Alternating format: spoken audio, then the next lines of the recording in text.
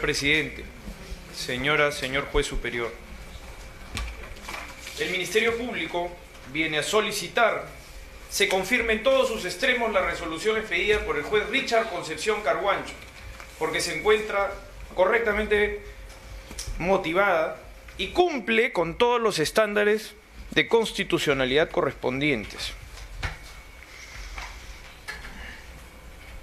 La señora abogada de la defensa comenzó su alocución expresando una serie de observaciones respecto a lo que podrían haber sido una serie de irregularidades administrativas en la gestión del Poder Judicial. Este es un caso sumamente complejo, que tiene muchas circunstancias, muchas vicisitudes. Nosotros tratamos de entenderlas, tratamos de solicitar lo que consideramos que es consustancial a nuestro derecho, y a partir de esa situación aceptamos las decisiones que los jueces finalmente determinan. Estas circunstancias están para ser debatidas en un nivel totalmente ajeno a lo que es objeto de discusión. Pero siempre esa posibilidad de tratar de vincular un argumento externo, ajeno a lo que son los límites de lo que usted ha definido, traen consigo algunas expresiones que pueden más bien vincular a una especie de trato desigual. El trato tiene que ser a todos por igual. El Ministerio Público ha recibido una exhortación de su sala y nosotros la respetamos, no la compartimos, la respetamos, porque ustedes están para decidir, nosotros estamos para cumplir también con nuestro papel constitucional de órgano autónomo. Cada quien en sus niveles, cada quien en sus diferencias, pero no para victimizar a partir de lo que es parte estrictamente de lo que es el ejercicio funcional. Siendo así, nos ha hablado hasta del título de una película. El título de esta película para el Ministerio Público es El Mecanismo 2, conocida serie de Netflix en donde se discuten una serie de episodios históricos que sucedieron en el Brasil. La gran corrupción transnacional de la empresa Odebrecht, que se trasladó al Perú y que también, a partir de prácticas absolutamente ilegales, se vincularon a organizaciones políticas que finalmente determinaron un financiamiento ilegal, todo ello vinculado a la llamada Caja 2, Departamento de Operaciones Estructuradas. Ese es el caso Lavajato peruano, es el caso por el que el Ministerio Público está imputando graves cargos de lavado de activos y pertenencia a una organización criminal. Y vamos a contar la historia y el guión completo de esta película, conforme nuestra obligación desde el punto de vista procesal y conforme la historia también juzgará. Hay que entender el caso desde una secuencia histórica. Nos hablan reduciendo el argumento a entender que la constitución de un partido político per se es el único elemento de convicción para determinar una organización criminal. Y eso no es lo que el Ministerio Público ha dicho. El Ministerio Público lo que establece es que la constitución del partido político está vinculado a un propósito criminal, a una resolución criminal, que es su instrumentalización, es decir, su uso. Se constituye un partido político con una estructura jerárquica que no siempre está vinculada estrictamente a las cuestiones funcionales. Y no por eso es que todos los componentes del partido político tengan que estar necesariamente vinculados a la organización criminal. Porque el Ministerio Público lo que ha hecho es discriminar más bien los niveles de autoría y participación conforme corresponde a su teoría, que es en realidad una hipótesis de investigación que en este momento se encuentra en una etapa formalizada de investigación preparatoria. Entonces es verdad que hay un acta de constitución de un partido político, pero ese elemento de convicción conduce a establecer, por supuesto, que existen una serie de planificaciones estratégicas dentro de la propia resolución criminal de instrumentalización del partido político. Y ahí también se entremezclan lo que son las funcionalidades de lo que es la vida política con lo que termina siendo una actividad completamente ilegal como son los graves cargos que se le imputan.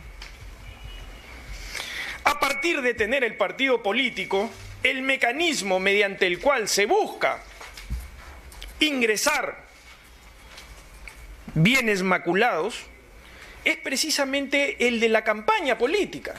Y a partir de eso, se tiene que encontrar dentro de la estructura del propio partido político para justificar el ingreso de ese dinero, una estructura de captación y una estructura, por supuesto, de cúpula, todos ellos integrados dentro de una misma resolución criminal. Eso es lo que no nos han querido decir.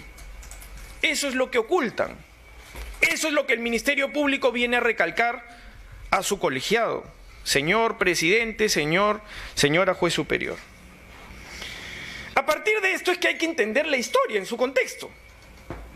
El señor Clemente Jaime Yoshiyama Tanaka contacta con el señor Jorge Enrique Simoes Barata para efectivamente convenir para el contubernio inicial ilegal, pero por supuesto de ninguna manera desvinculado de la organización criminal. El señor Clemente Jaime Yoshiyama Tanaka, del cual seguramente vamos a escuchar luego sus argumentaciones, es una persona de íntima vinculación y confianza de la señora Keiko Sofía Fujimori Ushi. Nos dirán que la señora que Keiko Fujimori no sabía nada. Bueno, eso es lo que es parte de la investigación y que el Ministerio Público, desde las inferencias lógicas deductivas que son posibles a partir de los elementos incorporados, niega y que más bien en un nivel teórico de investigación como es el estadio en el que nos encontramos, busca comprobar sus hipótesis ulteriormente en el momento de un estadio procesal mucho más maduro. Son nuestras líneas de investigación que la señora Fujimori, cúspide de la organización criminal, estaba al tanto de todo lo que sus componentes orgánicos en división de trabajo realizaban. El señor Clemente Jaime Yoshiyama Tanaka contacta con el señor Marcelo Bahía Odebrecht, porque eso no es espontáneo. Hay una búsqueda más bien de una empresa que ya se conocían sus irregularidades, y ahí luego entraremos a detallar sobre cuál es el contenido de la vida parlamentaria de la señora Fujimori Ushi, de conocimiento de la operatividad de esta empresa, donde todo no se reduce a una votación, sino más bien al conocimiento previo de lo irregular. Y ahí sí hay una información privilegiada que la señora como congresista mantenía.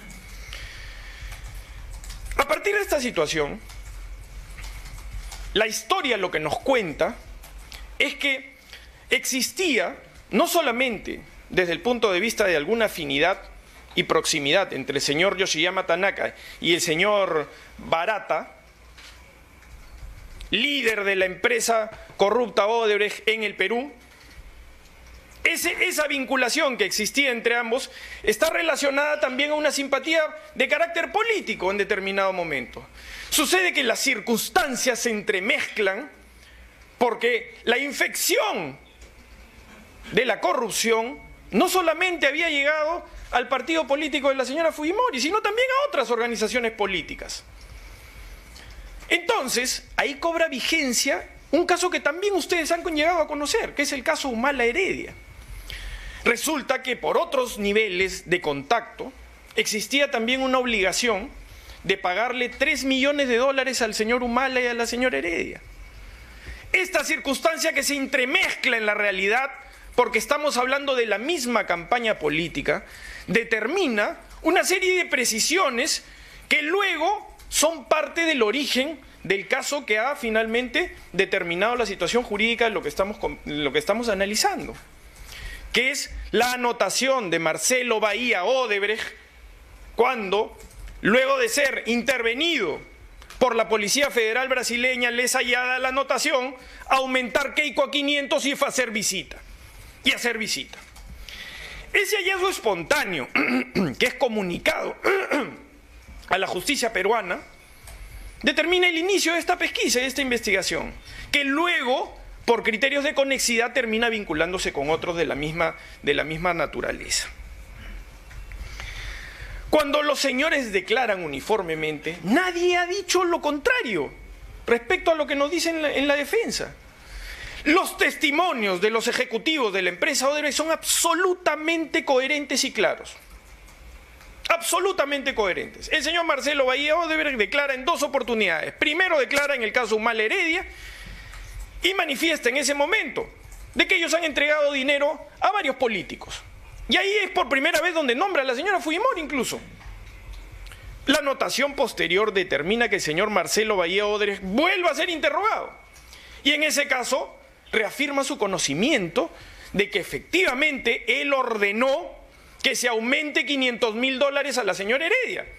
$500.000 previos ya habían sido gestionados por el señor Barata en contacto con el señor Yoshiyama Tanaka. ¿Por qué es que Marcelo Bahía Odebrecht ordena que se aumente $500.000 a la señora Fujimori? Porque el señor Barata no estaba de acuerdo. Decía que el señor Humala era un antisistema, que su proyecto político no debería ser favorecido por ellos como empresa.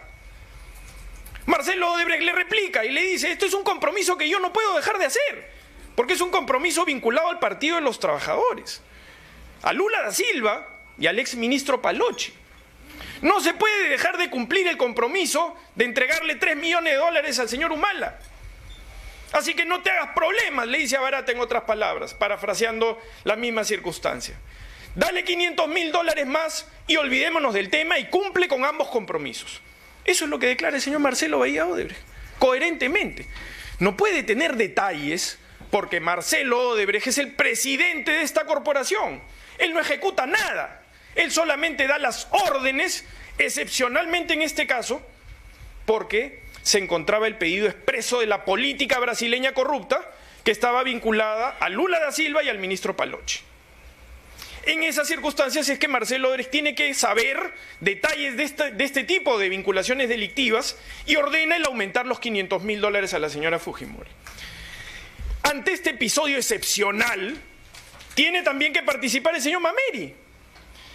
El señor Mameri era quien autorizaba estos pagos ilícitos, estos pagos que tenían luego que ser ejecutados en el Departamento de Operaciones Estructuradas.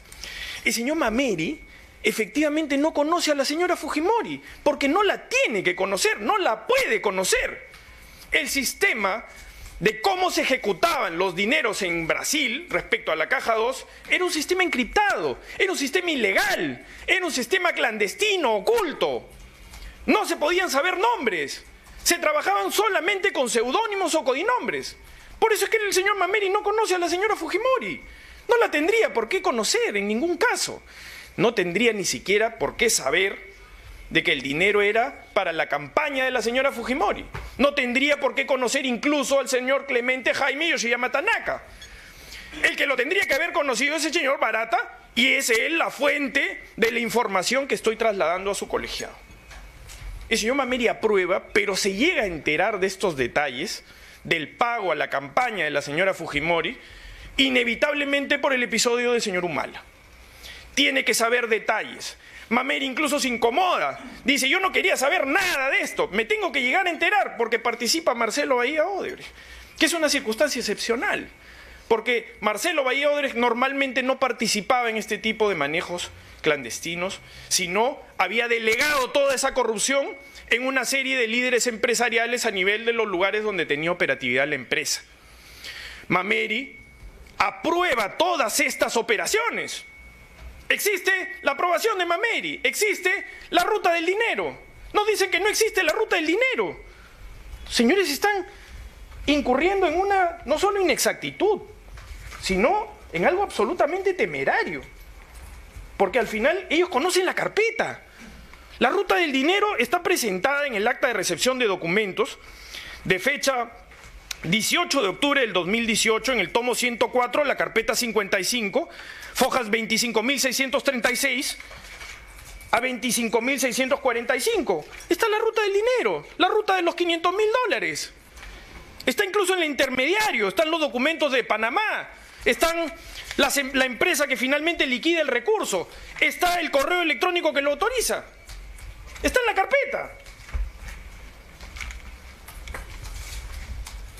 Se sabe esta parte de la historia, pero se quiere ocultar, porque no se quiere decir la verdad completa a ustedes, para que ustedes tengan todo el panorama de qué es lo que aquí ha sucedido y cuántos elementos justamente incorporan el juicio de valor del juez Concepción Carhuancho, de que aquí ya hay una, por supuesto, migración mayor y una gravedad plena de los cargos que se imputan. Cuando el señor Migliaccio tiene que hacer el pago de lo que acabamos de decir en la ruta del dinero, tampoco conoce a la señora Fujimori.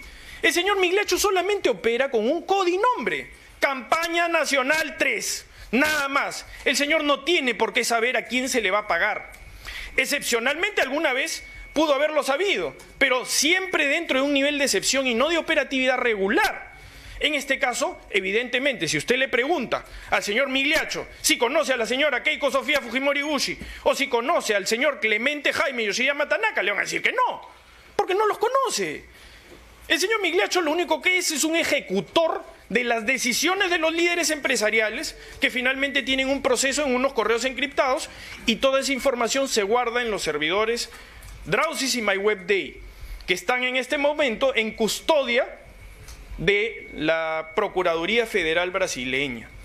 Entonces esa información es una información que puede ser presentada de una manera sesgada y que no corresponde a la calidad que ustedes siempre exigen en sus intervenciones. Información de calidad. Eso es lo que está haciendo el Ministerio Público y ustedes lo van a poder corroborar plenamente. Entonces, cuando se cumple esta parte de todo este proceso interno y el dinero llega, es donde en ese momento se necesita idear un plan estratégico para poder introducir ese dinero exorbitante, ese dinero maculado, ese dinero clandestino, porque las condiciones lo son, uso de offshores, ocultamientos, en general todas las circunstancias de la entrega del dinero se dieron materialmente en ese contexto. Cuando eso se cumple y el recurso se liquida, cuando reciben la plata, necesitan introducirla a la vida jurídica. Es ahí donde converge la instrumentalización del partido político para poder justificar los gastos de campaña, introducir ese dinero maculado dentro de la vida jurídica. Así es que funciona el sistema. Entonces tienen que idear un sistema, por supuesto, también ilegal e irregular de rifas y cócteles. Entonces nos van a decir, sí, las rifas existieron, los cócteles existieron. Bueno, puede ser que existan, pero el propósito era el ensombrecimiento del ingreso del dinero. Que a partir de todos estos mecanismos se busque que esa exorbitancia de dinero en efectivo, que ojo, el Ministerio Público está solamente imputando 1 millón de entrega directa del señor Barata al señor Yoshiyama Tanaka y $200.000 a la CONFIEP, que no ha llegado a tener una condición de gravedad y suficiencia. El juez así lo ha dicho. Pero el $1 millón está claramente sustentado y apoyado por todos los elementos de convicción que el Ministerio Público también les ha traído en referencia. Ese $1 millón es en los cargos que estamos imputando. Nosotros tenemos la obligación de destruir la presunción constitucional de inocencia con prueba de cargo. Los señores se tendrán que defender. Digo esto ¿por qué? Porque luego han surgido versiones que creo que ya es uniforme el tema.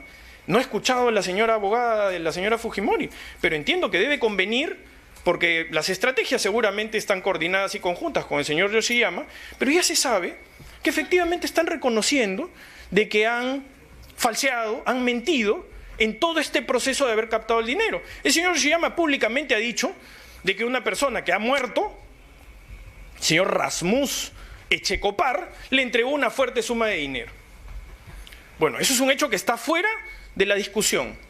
Está probablemente dentro de la justificación de lo que podrán tratar de demostrar, pero el Ministerio Público es el que tiene la carga de la prueba y tiene que demostrar respecto a los cargos que imputa, es decir, el $1 millón de Odebrecht. Y eso es lo que se ha logrado en sospecha absolutamente grave y determinante.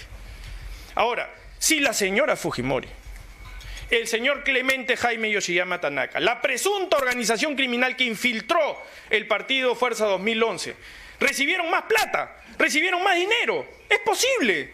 Había un nivel de manejo de efectivo y de exorbitancia que está incluido también en la prueba y que considera el juez Concepción Carhuancho. El señor Delgado Nightingale, por ejemplo, que declara testimonialmente, propietario o gerente de una conocida empresa de radiodifusión, ha declarado con coherencia, además, tanto desde el punto de vista hasta del cumplimiento de la contradicción, porque ha declarado hasta en 2 oportunidades que el señor Klimper, muy vinculado a la organización política, una vez le llevó un maletín con una cantidad abultadísima de dinero en efectivo.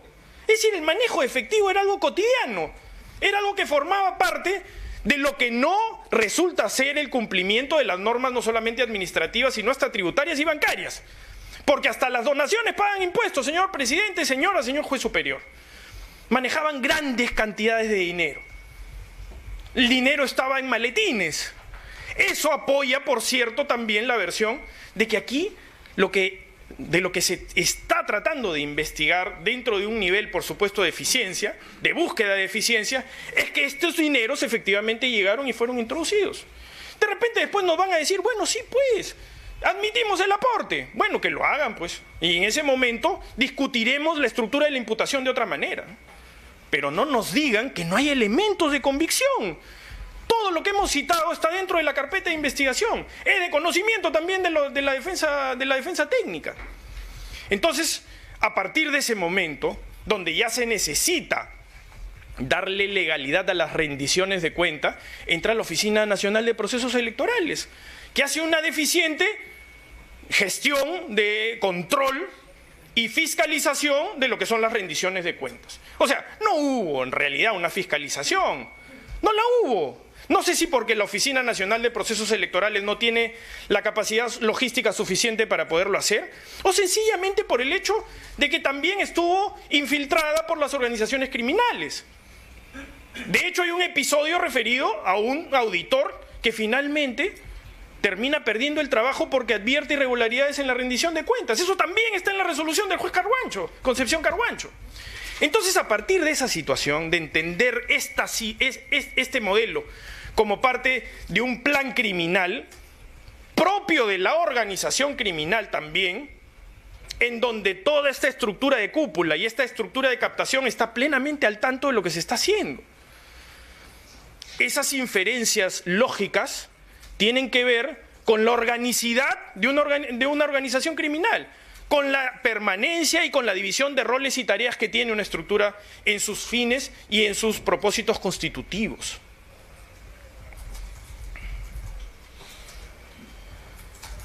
Cuando esto llega a suceder, es decir, cuando se buscan personas que declaren que han depositado una determinada cantidad al partido, cuando no lo han hecho, es donde hay una doble connotación en las versiones que estamos haciendo referencia.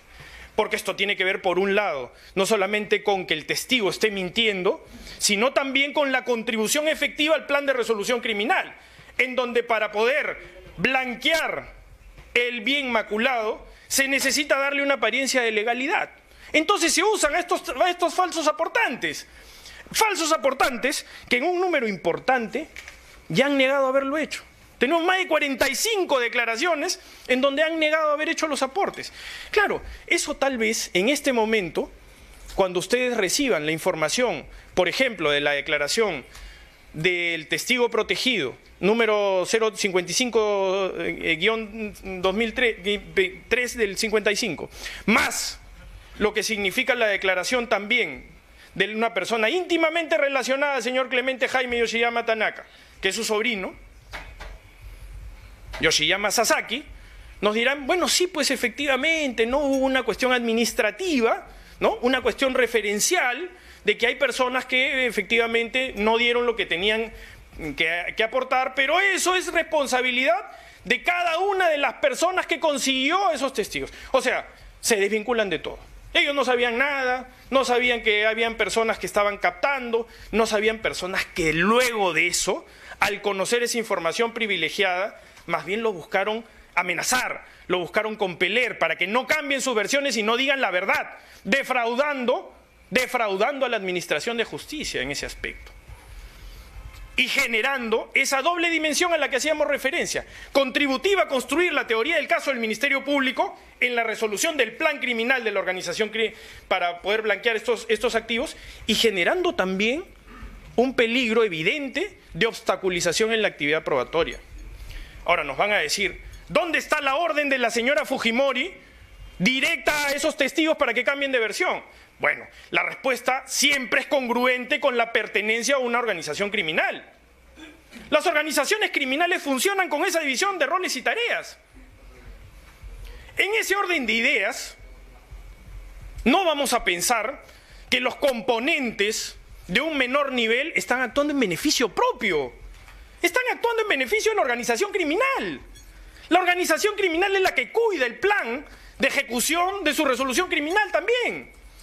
Por tanto, no es posible entender las acciones de manera desvinculada cuando los cargos que están siendo objeto de investigación están vinculados a la pertenencia de una organización criminal. Entonces, cuando nos digan de que, bueno, efectivamente, pues tal vez el señor Yoshiyama Sasaki amenazó testigos, ¿no? Tal vez el resto de personas lo hicieron. Tal vez incluso ahora los abogados pueden haber tenido algún nivel de participación que va a ser objeto de investigación. Pero no es posible ver esto de una manera desvinculada de lo que es la pertenencia a la organización criminal. Porque quien se beneficia es la organización en sí misma. No hay un beneficio particular en buscar más bien torcer la voluntad de los testigos para que mientan.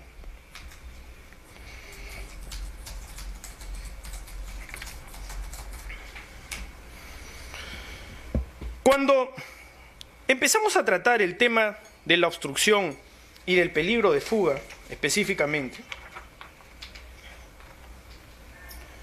tenemos que entender que las organizaciones criminales trabajan siempre sobre la base de la delegación de funciones. Entonces no vamos a encontrar tampoco órdenes directas de la señora Fujimori vinculadas necesariamente a lo que son las conductas de otros componentes de la organización criminal. Pero sí tenemos que entenderlo, reitero, en el contexto preciso de la situación. Entonces, cuando hablábamos de que el señor Yoshiyama Sasaki o el señor congresista Rolando Reategui o cualquier otra persona eventualmente encargaba este tipo de decisiones, hay que entenderlo siempre desde las obligaciones que son parte de la cúpula. La cúpula era la que ordenaba. Y esto no es ajeno. Nos han hablado de autoría mediata en algún momento, haciendo alusión como que eso es algo irregular, que es algo parte del conocimiento privado del juez. Eso no es correcto, no es exacto. El Código Penal, como bien ustedes lo conocen, en su artículo 23, el capítulo 4 dice autoría y participación. Y el artículo 23 claramente establece autoría y coautoría. No hace ninguna referencia a lo que nos están diciendo. Ahora, eso no quiere decir que las fuentes y principios del derecho no sean objeto de uso por parte de los jueces. O sea, significa que el juez al momento de construir su decisión no puede tener el uso de la jurisprudencia o de la doctrina. Sus fundamentos doctrinarios pueden estar bien o mal, pero no tienen que ver con necesariamente desvincularse de la estructura fáctica, que es lo que el Ministerio Público ha propuesto. El Ministerio Público propone los hechos. Las condiciones jurídicas las establece siempre en ulterior posicionamiento y pronunciamiento el órgano jurisdiccional. Y cuando se habla de autoría mediata, eso es una construcción doctrinaria que está apoyada en la ley y que el juez, a través de sus fundamentos, finalmente establece un silogismo en una construcción lógica. El señor Fujimori ha sido condenado, por ejemplo, por autoría mediata. Solamente por poner un ejemplo dentro de lo que son las estructuras criminales y la posibilidad de que otros sean los ejecutores de la misma resolución criminal. No es solamente el único caso, ¿no? Casos de autoría mediata hay otros, y no establezco una comparación, debo recalcar para que nadie se sienta ofendido. Abimael Guzmán fue condenado también por autoría mediata. Las organizaciones terroristas han sido condenadas por autoría mediata, las cúpulas. Entonces aquí también hay que entender que tanto desde el punto de vista de la ejecución de los diferentes actos delictivos, también hay que comprender que el peligrosismo es consustancial a la organización criminal y hay un cierto grado de despersonalización en lo que corresponde a estas acciones que son parte de los componentes.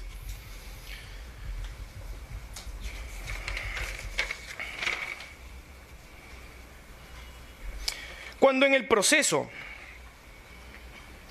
de buscar una aproximación hacia la correcta administración de justicia, hay muchas personas que durante este último tiempo han sentido que la acción de la justicia no es la de antes, no es la permisiva, no es la de ponerse de costado, no es la de ocultarse, sino más bien la de sufrir grandes presiones, es verdad, pero nunca ponernos de costado, sino dar frente con lo que pueden ser propio de las estrategias procesales que están resguardadas por ustedes, señores magistrados, en la pluralidad de instancias.